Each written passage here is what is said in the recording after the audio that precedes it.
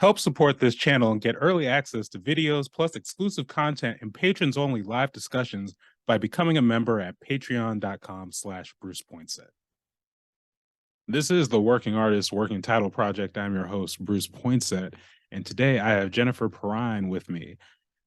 JP is a poet, fiction writer, prose writer, writing teacher, also just happens to have one of my favorite newsletters out right now. So we get into all of it. We talk about not just their journey, but also what has facilitated their decisions to teach certain classes, go into in and out of the freelance or the full freelance life, because it's all economics. It's a very informative, very insightful conversation. Hope you enjoy it. Check it out. JP, how are you doing today?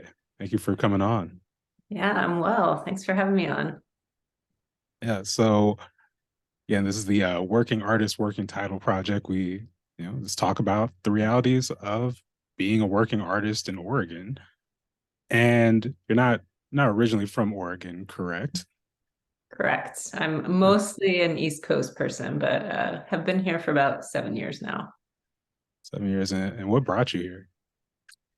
I feel like this is such a cliche answer, but I was living in the Midwest and I was devoid of trees and mountains and oceans. And I came out here one summer when it was, as it is here, beautiful and sunny and warm, and kind of fell in love. And so kept visiting and eventually just decided I'm gonna just give it a shot and move out here. And then I discovered what it's like the rest of the year. And that definitely tracks. I know a big part of your work is outdoor writing. Mm-hmm. And I feel like those two things just might be connected. I could be wrong. No, you're pretty correct on that one. Yeah, I think I was interested in writing about sort of nature and wilderness spaces even before I moved here, but definitely being in this place has really changed my approach to writing. It's such a central focus of my life now that it's hard not to pull it into my writing as well. Yeah, and as a writer, you practice a lot of different mediums, but would you say you're a poet at heart? Yeah, absolutely. I love fiction writing. I love memoir. Try to dabble in lots of different genres, but I think poetry was always my first love. It's the first genre that I really connected with as a young person, and it's the one that I've definitely devoted the most time and energy to. So poetry isn't going anywhere. Yeah, and you came in to speak to the class I was working with at Ida B. Wells a few months ago about poetry, and I was just found it one just really impressed. It's like how you kind of like break it down, even as like just for background for people watching this, we both do some guest teaching as part of like the Literary Arts Writers in the Schools program, and a lot of that is in Portland public schools, Portland area schools. But anyway, yeah, JP, you came to the class and you were not just like breaking down poetry generally, but like going into different genres. If I'm getting this wrong, please correct me. It was like it's called the Something Outlaw. Why is it not Oh coming to yeah, me? The Beautiful Outlaw. The Beautiful Outlaw. Yeah, can you just, for people to know, like, what is the Beautiful Outlaw as like a type of poem? What does that mean? Yeah, thanks for bringing it up. I'm so like passionate about this. It's such a weird, quirky little niche form of poetry, but I'm trying to get more people to write it and to read it. Um, it's this form where you are working with the letters of the alphabet. So I'm working with the English alphabet, and you choose a word that you want to sort of consider. So like the first poem that I wrote in this form was sickness. And so it was sort of at the beginning of the pandemic, and sickness was on my mind. And so in order to write about it, you have one stanza of a poem where you exclude the letter S, in this instance, the first letter of the word you're considering, but you have to include all the other letters of the alphabet. And then the second stanza, you exclude I, but include all of the other letters. And you keep going until you've spelled out that original word that you're considering. So it's a way that the idea is to make it, the outlaw part is that it's outlawed from the poem, that word, but it's still present sort of because it's absent, if that makes sense. It's very complicated, but it's there's something about writing it that like trying to work with this complicated form like brings out all sorts of ideas that I would never think of writing if I were just saying I'm going to write a poem about sickness and didn't have any boundaries around it. Yeah, and one of the things I thought was really just because you were taking the class. This is a class of ninth graders, mind you, through this style, and like you said, it's very complicated, and just I guess sort of as like teachers, running workshops and stuff like that. You're always kind of like balancing that line between I'm trying to offer this assignment for the students. I don't want to overcomplicate it for them because I'm afraid, it's not going to all come through. And yet you're going through not just explaining the beautiful outlaw, but like actually having the students do it as a class. And they did it. And I was just like, oh, wow. Okay. This is pretty Yeah, powerful. Would you yeah. say, do you have a favorite type of poem to write? Hmm. I mean, that's been my favorite off and on for the last few years for sure. But I'd say there's two others that I really love. One is the sonnet, which I think is an old standby, but it's I think part of the reason I love it, it's 14 lines, so it's very short. You sort of get in and get out. And there's also something about like it's got this tradition as a love poem, and I still like writing sonnets as love poems, but I think there's something about taking a form that was used to express a certain kind of love and, using it and applying it to other kinds of subjects that maybe people don't usually think about in terms of love, that I feel like can be really, I don't know, expansive in some ways. So writing about like really politically overt topics, especially. And then the other form that I've been enjoying a lot lately is the haibun, which is a Japanese form that is mostly prose and it can go like quite long, and then it's just got one haiku at the end. So it's taking this like really big, expansive description of usually of a place and then boiling it down into just 3 lines. And there's something about that too that especially I think during the pandemic, it was really helpful for me because I was kind of stuck in one place a lot. And so I could just examine the same place over and over and look at it in this really broad landscape sort of way and then boil it down into these tiny little details. And I like the contrast. Yeah, yeah. And I believe last time we did one of these interviews, you had 4 books published and you had 5 and 6 were kind of like on the way. Is that's still the case? Yeah. Yeah, still about the same. So 4 books out, one going around to publishers, and one hopefully sometimes this year headed to an agent to get some ideas on that one. Yeah. Could you just talk a little bit about the process of getting poetry collections published? And does it change with sort of like is it the same like the first one as it is going on 5 and 6? Yeah, for me, it's pretty similar. For some people, it's their paths really vary from mine. But for me, the first book I wrote, I sent it out to a bunch of different publishers and like got several really kind responses that were like, no, but keep trying. um, and so I revised that and sent it out again. And I think I probably did that for 2 or 3 years before a press like saw it and said, yeah, we want to publish this. And so I was really excited about that. Got that out into the world, started writing the next book. And then when it was time to publish again, there wasn't an opportunity to publish with the same press that had published my first book. And so did this kind of same pattern of sending it out to lots of different places, especially the ones who had responded positively that first time around.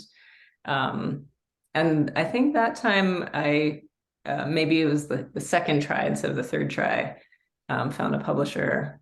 Third book, repeated the process. That time it was the first time around. The very first place I sent it to said yes, which was pretty exciting. And the fourth book was a little strange in terms of the publishing route. I joined a poetry collective where I served as an editor for several years and then published the book through the same press that I was an editor at. And so that's the journey that I took. For a lot of people, though, they'll find a press, publish one book through that press, and then that press will sign a contract to publish, their next however many books, which is a pretty sweet deal, but doesn't happen for a lot of us. So, and like just like how long is the timeline?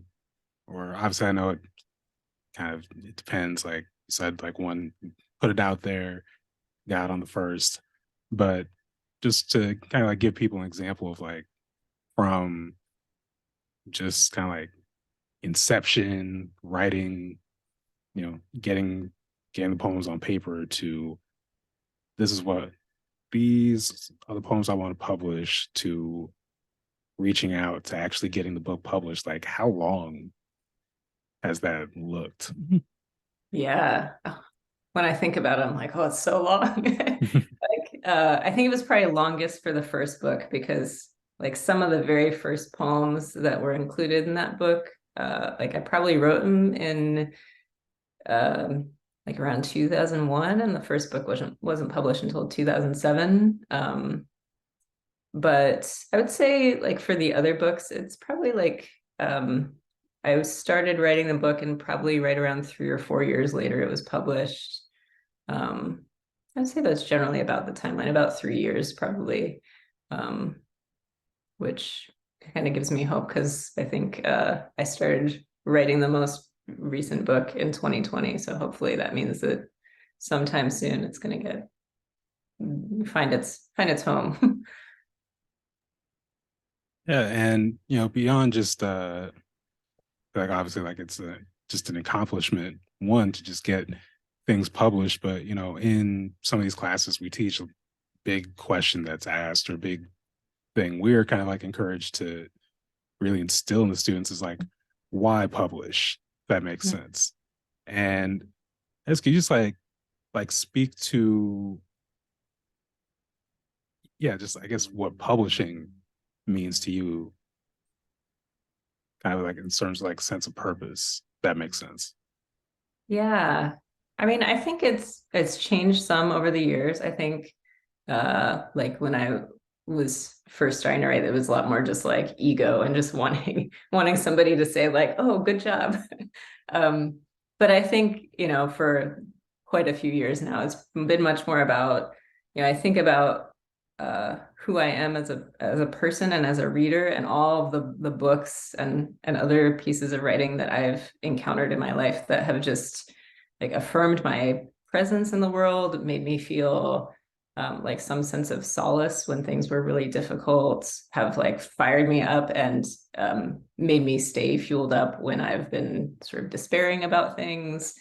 And a lot of what's fueled me have been these books that I really cherish. And like, so imagining that when I write, hoping that even if it's just one person somewhere that comes across that and feels any of that and feels sort of reconnected and like, oh yeah, I can stay hopeful, I can stay grounded, I can do the things that I feel are important to me because I know that there's somebody else out there who values that or has had a similar experience. I think that's why I choose to keep publishing, because there aren't a lot of people out there like feeding the ego or just saying like good job. It's those people who like I run across at a reading somewhere and they're like, oh, this actually really meant a whole lot to me. That's the reason why I want to keep publishing.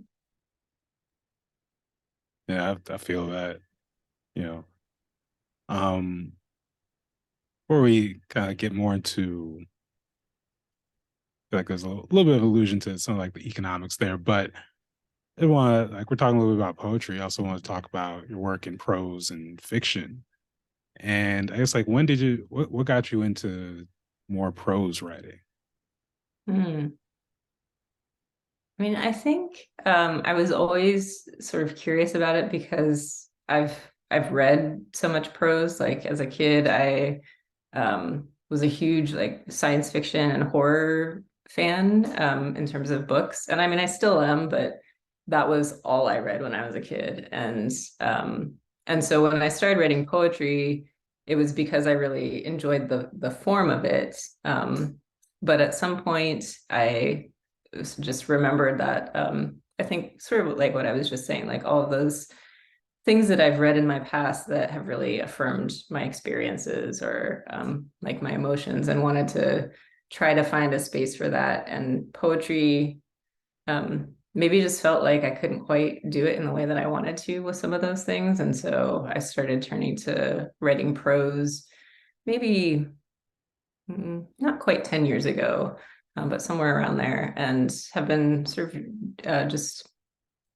experimenting with it more and more because I just find that there are some things that I uh, maybe just want like a little bit more room to say that I can't quite do in a poem.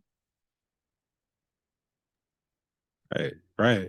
And one of the fairly recent prose projects, and we've also talked about this in the previous interview. So the Oregon Humanities Community Storytelling Fellowship. Um, also speaking, also ties in with just talking about outdoor writing. Uh, yeah, actually, can you again? We're kind of like treading previously tread ground here, but again, we were both last year is 2022, right? Yes, Mhm. that's Yes, possibly. I know. Yeah, Time. What is time?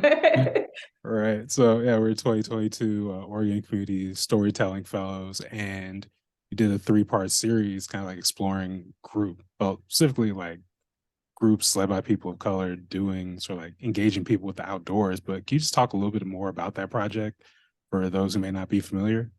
Yeah, for sure. Um, so yeah, I was really delighted to be part of that community storytelling fellowship last year. And my proposal for it was that, because I deeply care about these experiences that I've had, often led by other folks of color in outdoor spaces, I wanted to share that with a wider audience. So the fellowship gave me this opportunity to interview. The first piece I did was around affinity groups, so like focused on people of color in outdoor spaces that were trying to create this sense of sort of welcoming and belonging, but also an awareness of some of the different safety concerns that people of color might have in outdoor spaces, especially in Oregon. And so, yeah, loved this chance to both showcase organizations and people that I was familiar with, and discover all these other organizations that maybe I wouldn't participate in because they're just not my uh, um, kind of recreation that I enjoy, but that I hope other people find useful and interesting. And then got to do another piece later on that was around environmental organizations led by and focusing on people of color, and just the like really different approaches to stewardship and to conservation that they foster, that are different maybe than a lot of traditional environmental organizations. And yeah, so I loved being able to share all of that information, and also learned so much from that experience. It was really pretty amazing. Yeah, yeah, and yeah, and I just recommend for people watching, check out the pieces. I think they're all on OregonHumanities.org. I believe that's where they put our pieces. Um, I say this like I've not read them. Anyways, and also though, you also do workshops, outdoor writing retreats. Can you just one talk about, I found I don't do it as much as I'd like to, but I'm going out like walking or just out in nature, I was like, I need to just sit down and like I need to bring a notepad with me and just let it go. Cause like I feel like I get a lot of thoughts. But can you just like talk about one, how like writing in these settings, influences or enhances kind of like just like how you approach it, or yeah, just like how you write. Yeah. Yeah, I think it's kind of interesting because I like for a while there I was a really like I wasn't the kind of person who I don't know what kind of person this is, but I didn't go into the outdoors to write. I like would go outdoors to hike or to do my recreation or to like even just to hang out or to picnic or whatever, but I wouldn't like necessarily bring a notebook with me. I didn't take a lot of photos. I was just like trying to be there in the moment. And I had this great experience. I think it was in 2021. I got to learn some practices associated with forest bathing, which is uh, sort of rooted in Japanese culture, and it is basically about going and spending time in green spaces for the purpose of like healing it, like either like physical healing or emotional healing, just enjoying the benefits of being around other creatures besides just humans and the things that we create. And I just found that practice so like beneficial to me that I started combining it with writing just to see what would happen. And that's sort of where things like the high bun that I was talking about earlier and just other kinds of writing really started feeling especially important to me because I wanted to not necessarily capture those experiences of being outdoors, but um, I guess maybe give myself a way to kind of tap back into it once I'd left. So like being able to describe some of the details of what I was experiencing through writing was a way for me to carry it with me after I, had to leave some of those wilderness spaces. Yeah, yeah. And with like some of these workshops, I believe you have one coming up with wild diversity, correct? Yeah, later this summer, I'm really excited. I'm collaborating with another person who's going to be doing watercolors, like showing people how to use watercolors, which I am not skilled at. So I'll be sharing how to some writing practices, and she'll be sharing some painting practices, and we'll be doing that through Wild Diversity out at Oxbow Park, east of Portland. And yeah, I'm just really excited to have a space to just be with that's specifically for other folks of color and LGBTQ folks. So just like being with like my communities in a space where we're like being nourished by the forest and also getting to create things that we feel matter to us. Yeah, and I think, you kind of touched on it there as like one of the cool things about, just writing professionally is, although it's also kind of an offshoot of the circumstances that are not so great for writers, is that there are some of these like opportunities and like that are, I don't know if new is the word, but being able to like do things such again in these like sort of like interactive outdoor writing experiences, being able to kind of like even with the storytelling fellowship, just being able to yeah, find organizations that will, hopefully like financially support trying to like share your creative interests, talents with people in ways that are actually, genuinely engaging. But that kind of like brings me to the point though, as far as you know, I feel like people ask me all the time. I imagine they ask you, how do you actually make money as a writer? Because I Mm-hmm. know you were, I feel like up until recently, full time freelance, but we can kind of actually, yeah, let's stay there in that time as far as like, what does that actually look like? Is it? I feel like when we say writer, people think, oh, you're just, sending articles to, these different outlets, and is that what you do? And it's like it's a lot of things, though. Yeah. Yeah, that for real, it's a lot of things. It's I sort of wish that there was a world in which I could write things, send them off to, a publisher, get paid for that, and that was what writing was, and that was my, a fair and sustainable income. But that is not the world we live in, or not the world I live in. And so, yeah, for the few years that I was full-time freelance, it was a combination of doing just that, writing and sending it out and getting it published, and getting compensated for that. But a lot of it was teaching workshops, so writing classes of various kinds, both, these sort of outdoor things, or with local community organizations, with writers in the schools that you mentioned earlier, online classes, like all these different spaces.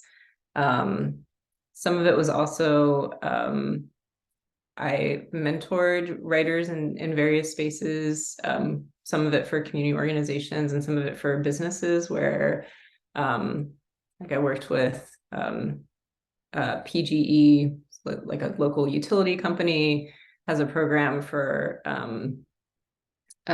young people who are interested in going into green jobs, but who have not maybe had the educational or job experiences that would lead them there. And so one of the things that I was doing as a freelancer was working with those interns on their writing skills and building both their skills and their confidence. Just lots of, yeah, I suppose lots of it is mentoring or teaching of some kind, coaching. I read other people's manuscripts and gave feedback on those. Yeah. And then that's not even digging into all of the sort of like side things that are not necessarily like overtly writing related, but sort of draw on maybe some similar skills.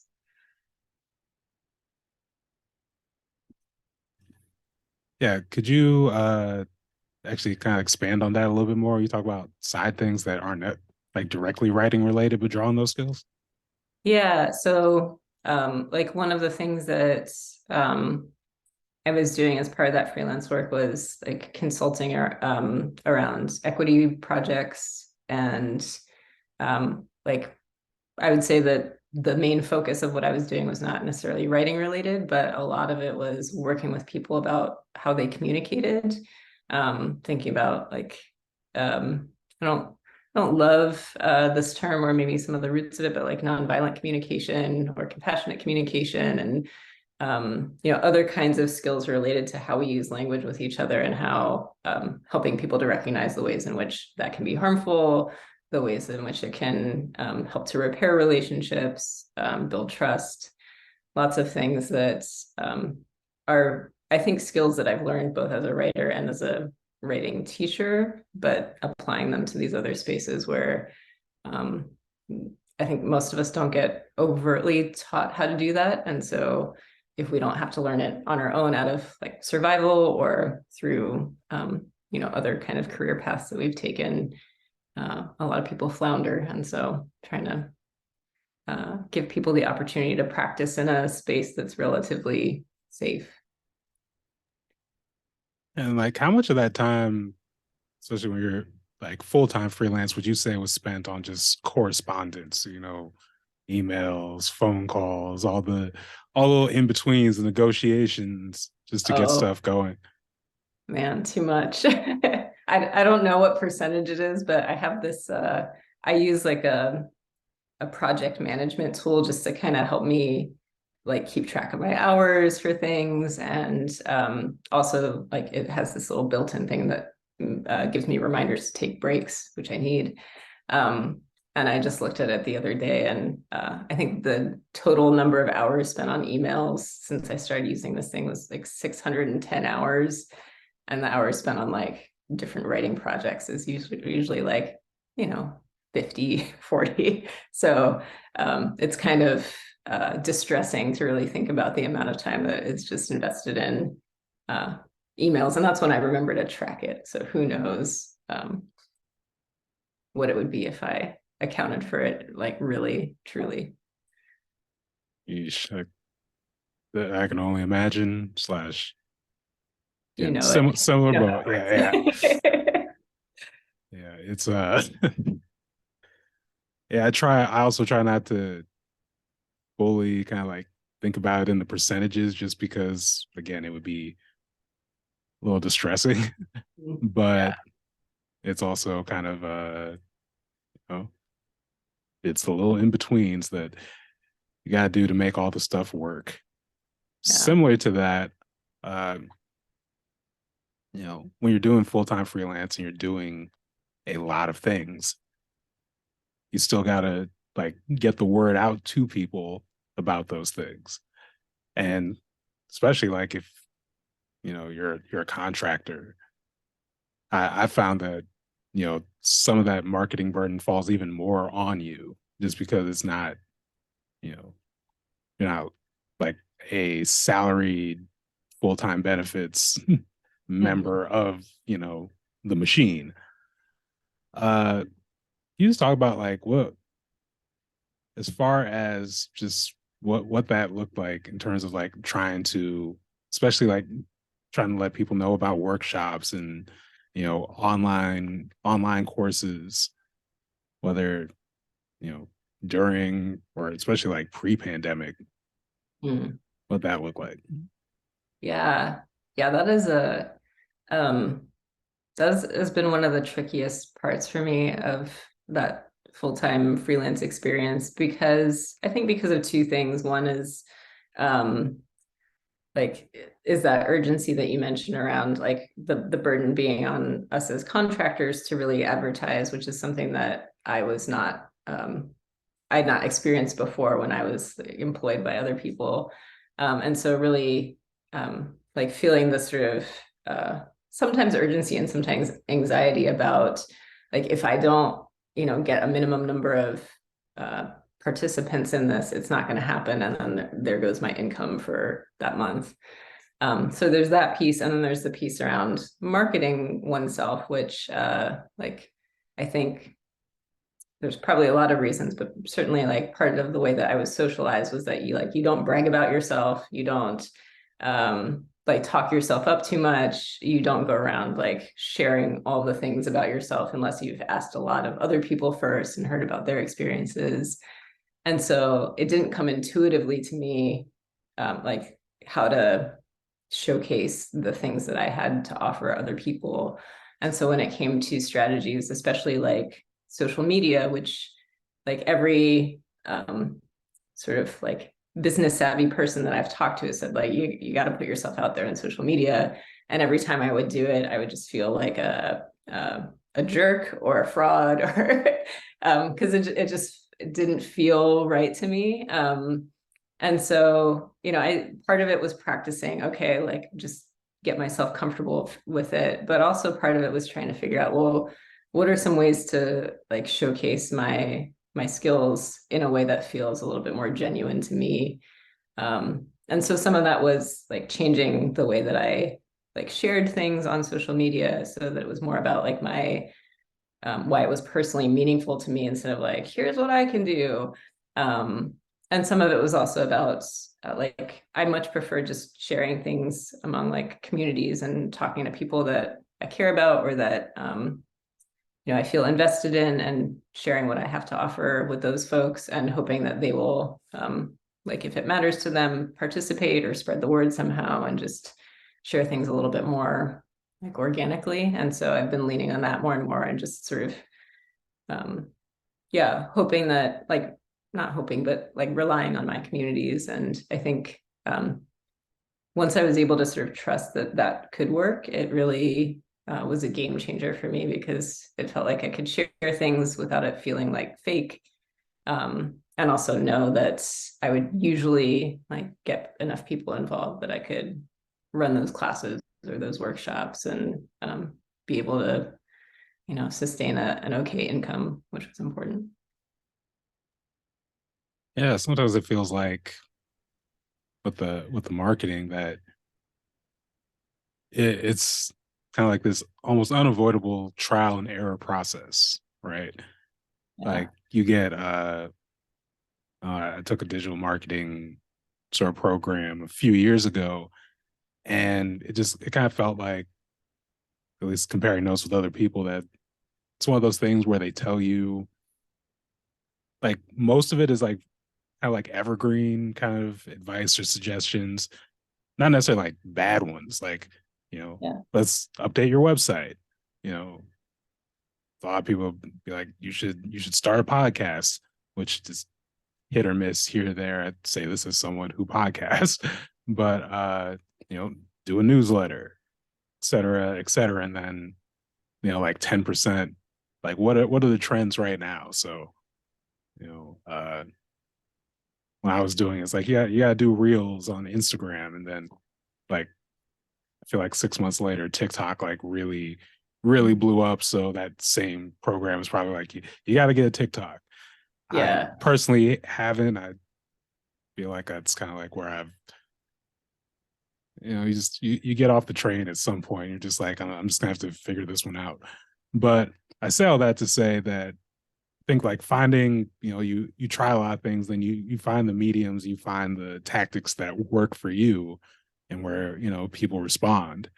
And like one of the things I just like admire about what you do is like you have, it's going to sound weird, but like you have a newsletter that it's like actually engaging, and people like, I know it's something like I check for every month in a way that when it feels like there's just like this oversaturation of things, like I don't know, stuff in the email isn't always the way. So when I see something that like actually stands out, you know, I don't know, that's just like, yeah, that stands out to me. But I think uh yeah, to kind of like get back to the newsletter though, I think what's really what's really cool about it is not just obviously you're again, you're a poet, you write like a poet, but also like you really take people kind of like behind the scenes with a lot of things in a way that again is, it's not always engaging to bring people behind the curtains, Mhm. if that makes sense. So can you just talk about like your practice makes newsletter, and yeah, like how much time, I'm just curious, like do you spend like writing these each month? Yeah. Thanks for bringing that up. When you mentioned it, I was like, oh yeah, I guess that is a form of marketing, but it's so, and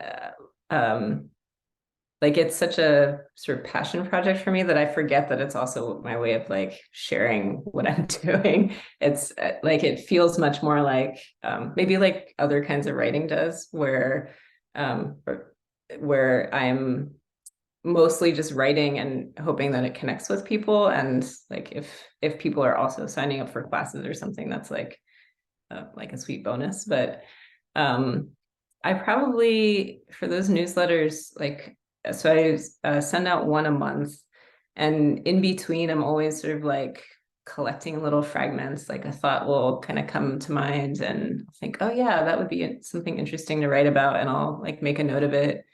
And then the week before I'm gonna send it out, I'll like look over what I've got in my notes, and I probably spend anywhere from like 5 hours on a short month to like maybe like 8 or 9 hours on a longer one, actually writing the newsletter and revising it and editing and that sort of thing. And um, but usually like most months, even though like 8 hours can sometimes feel like a long time, it feels like it goes really quickly because it is sort of like that flow state with like any other writing project where I'm just sort of in the zone and doing it. And um, yeah, just thinking about what can I share that I hope will be meaningful for somebody else, and that is doing something with language that feels interesting or appealing to me. And um, so out of all of the marketing things, it definitely feels like the time best spent because um, it's also the thing that I get letters back from people sometimes where people are just like, yeah, like this thing that you wrote meant a lot to me, or this made me think about this experience that I had. And um, I think especially because I started it kind of when things were still in the like real like isolation phase of the pandemic, just getting those responses from people and being like, oh, there are people out there reading this that do like feel something was um just super meaningful and continues to be. It's interesting you said that you don't really like see it or it doesn't like really feel like marketing. But I And totally know and it is. I guess kind of like talking about a similar thing. You host readings including Insight Queer Writers Read. I, wow, I can speak, right? Oh, it's a So, mouthful every time I have to say it. yeah, I was like, yeah, just doing the Looney Tunes there. But Insight Queer Writers Read, and I feel like maybe again, maybe you haven't thought about it the same way, but I feel like again, like showcasing what you do, what others do, like that might also kind of like serve as a marketing tool. But can you actually just talk about one sort of like the event itself and like what is it about like these live public readings that really, you know, just like excites you? Yeah.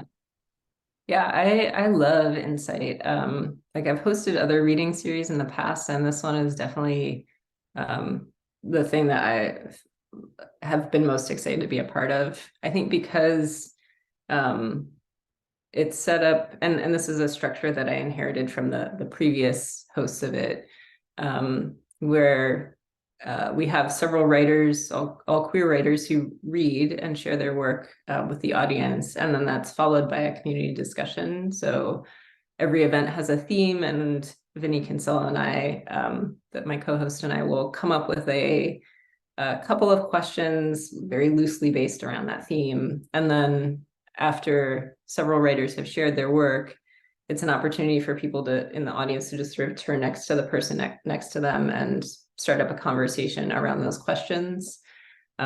So like the idea is that everybody by the end of the night has met somebody that they didn't know before, has gotten a chance to connect with somebody else, and that feels especially meaningful for like queer communities or other sort of marginalized communities where like we might not get to really connect with each other on a day-to-day basis, or we might not always know who our people are. And this is a way to have a space where it's like, okay, I know like theoretically you're part of my community. Let's figure out what we have in common. Let's figure out like maybe where some of our differences are and talk about some of those things. And um, it just feels like such a wonderful space for that. And then we also get to showcase these writers who are also part of our community, who people might not otherwise know about, and support their work and both their writing, and like many of them are also freelancers and doing all these other things. And we get to sometimes showcase some of that too. And um, so I think just the bringing together of community is probably my favorite aspect of that reading. And I think in the best readings I've attended as a like participant or audience member, it's always had some elements. It might have a different kind of form than that reading does, but something that helps me feel like I'm part of a community instead of just somebody who shows up and sits and listens and then leaves.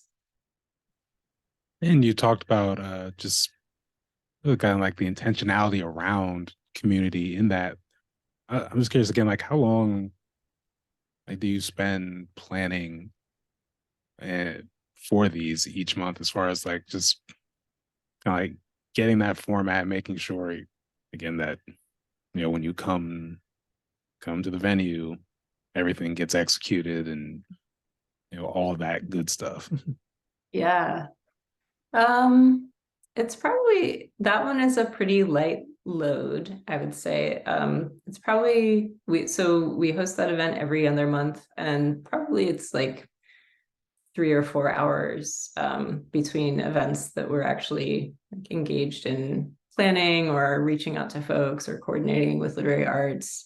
I think it's helpful that we have an organization as a partner on it so that they're carrying some of the weight. So I'm sure they're doing several hours in addition to what we're doing, setting things up and making sure the venue is there and that everybody has like snacks and beverages and things. And um, yeah, but I think it's also helpful that I have a co-host for that project. So it's not just me. That would also um, make the amount of time invested feel probably like much greater than it needs to be right now.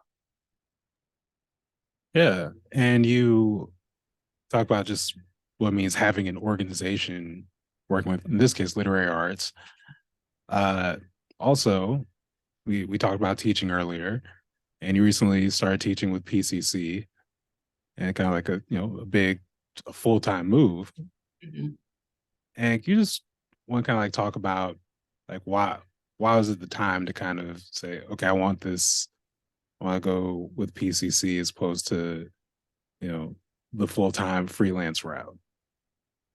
Yeah, I think I was excited about having, I think, two things. One was more consistency, the sort of fluctuations that come with freelancing, where there's always that hustle to find the next opportunity and the next one.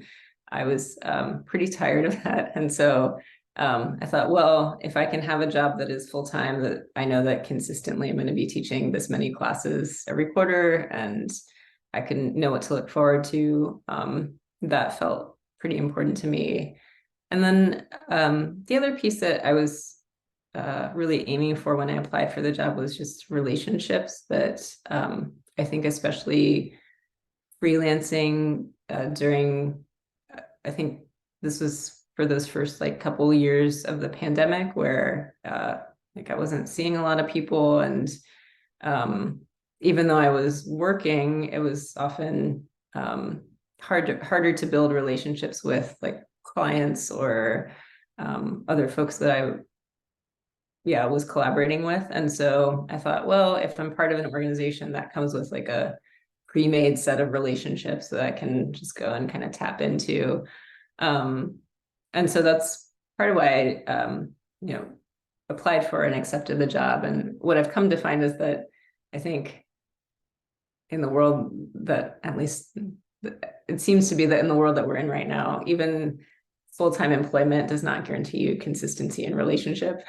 And so I'm really at this space right now where, like, thinking about my future, I'm trying to consider, do I want to like continue in this full-time route? Do I want to return to freelancing? And still don't know yet, but I think it's really helped me to sort of figure out what it is that I value most in my work, so that I can figure out which spaces in my life are best going to offer me that. It's really interesting when we bring up uh yeah that factor as far as relationships. And yeah, that's definitely, I say this as someone who's still full-time freelance, but feel like I have, there's certain clients or partners, I work with more closely where it's a little bit closer to that. But yeah, it's definitely, it is difficult. And I've, for people who maybe earlier in the journey watching, we're thinking, so what? You write, you teach. What do relationships have to do with it? It's just like you're in, so in a lot of like difficult situations that are about more than just like the skill you bring to the table. And having people around you that you can trust, or even when there's some people you don't trust around you, at least knowing who they are, knowing the lay of the land, like all of this is important. All of this factors into you know your quality of life doing whatever it is you do and your effectiveness at it. So, and just hopefully, especially for any younger people watching this, please please don't brush off that aspect of this. Yeah. uh yeah. So before I let you go, one thing I like to ask every person as part of these working artists, working title project interviews is, what is one thing that's not a project you're working on, but what was one thing in the world of art? And it could be across the landscape. It could be, it could be a TV show. It could be a play in another country. Whatever it may be. Like, what's one thing in the world of art that's exciting you right now? Ooh, man, there's so many. I don't know. Have you had somebody on here who's talked about Beef already? The show. I have not yet. But then I will. This has been like my hobby horse for like since I watched it. That show just I feel um like blew all of my other like top 10 lists off the table. It just by far surpassed like any other show that I've ever seen in terms of how it just like affected me and made me like really think deeply um about the world, about capitalism, racism, class, like just so many things. Um, so yeah, I've been running around like talking to everybody about it. So Awesome. Awesome. I actually just feel like maybe a couple of weeks ago just binged it. So Ooh. I feel like I've been that person who's just like, hey everyone, I'm late, but do you still want to talk about beef? Do you still want to talk about beef? I will Because happily talk about beef with you. yay, yeah. But like you said, as far as like especially like how it like explores just the side effects of capitalism at like all these different levels, and even like what we're just talking about as far as relationships and how you find yourself in certain situations and who you're depending on, or how that influences everything, like just like how all this stuff is interwoven. Mhm. For I know again for some people watching this who haven't watched beef, like, well, Bruce, JP, what are you talking about? But it's it really is. It's like it's just so well done. And it's so the way things escalate. Mhm. Like because like I had heard most of the I shouldn't say most, but like I'd heard a lot of the talk around it. I tried to, avoid spoilers. So like I'm gonna actually watch this. But the one thing I knew going in is like this story escalates. Wherever Mhm. you think it's gonna escalate, it escalates more. And somehow, even with that expectation, it's like, I'm at like episode 9. I'm just like, what? Oh, wow, wow, we are doing this. Yeah. So Yeah. I would say it's one of the most like expertly written shows that I've seen in a long time. Just I think partly because of that, like so many surprises, but surprises that completely make sense within like the system that it's operating in. And yeah, stakes just continually getting raised, and then a resolution that is just um that felt perfect. I don't know. so are you one of those people who believes that they should stop it here, or do you think that sounds like a no? I'm so torn because I do feel like that ending, I can't imagine a better ending or better like story arc. And yet, if I am to believe in the talent and skill of the creator of that show and the people who worked on it, it's possible that there could be future seasons that would live up to this first one. But I would rather have it end where it is than continue on and just not live up to it. So we'll see. Yeah. See and this kind of gets back to like the logistical part of it all. The way I see it is like I agree as far as like where this story wrapped up. I don't know. My fear is that the escalation points from there just start going to like some weird Fast and Furious. Suddenly we're in space type thing Yeah. that no one wants to see. That said, I could also see this as like if it were an anthology series where it's just like we go Yes. on a different beef each Hmm. season. I feel like that could be effective. And of course, that's easy for me to say. Is like I'm not the showrunner. I'm not the production company. You know, like please Netflix, dump the money into it. But I'm also not making those decisions to hire a whole new cast for each season. So we shall see.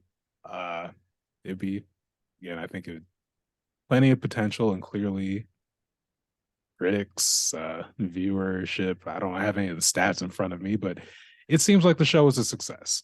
Just me. Yeah. Yeah. But with that said, though, Jennifer Perrine, thank you so much again for taking the time this afternoon to talk about your journey and just talk about what actually goes into these artistic business choices.